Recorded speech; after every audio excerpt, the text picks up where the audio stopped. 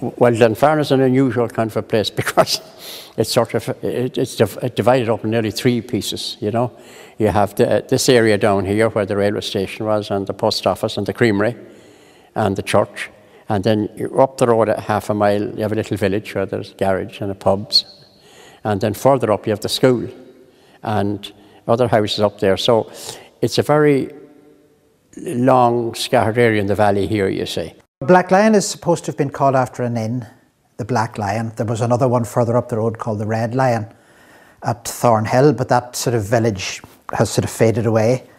It would have been on the main coaching road from Enniskillen to Sligo, and because transport was so much slower in the 18th and 19th century, you had these inns where people stopped and changed their horses, just like stagecoaches in America. It was the same idea. So each point along the way would have had its own importance and its own significance, and that's why Black Lion would have been an important stopping point on the road between Enniskillen and Sligo.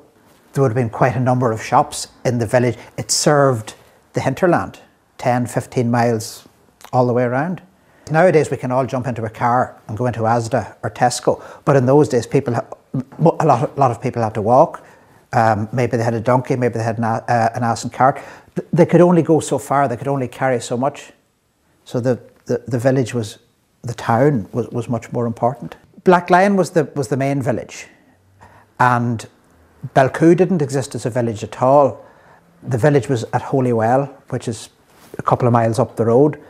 But when the railway came, Belcoo was developed as a village then.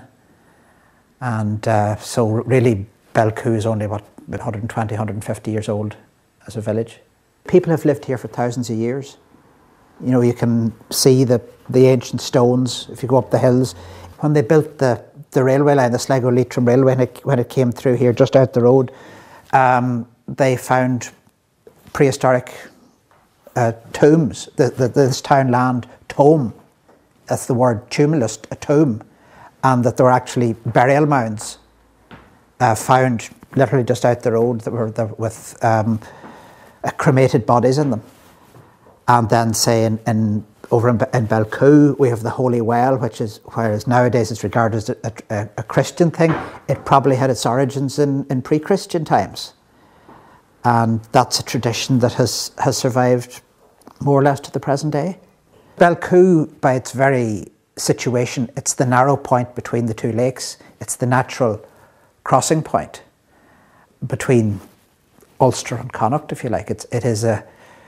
In a way, it's a natural border that was there. You know, it's a geographical border. So it's not just between two counties. It's also the border between the two dioceses, almost between two provinces, because you just go down the road a couple of miles, you're into Leitrim, you know, and you're out of Ulster then.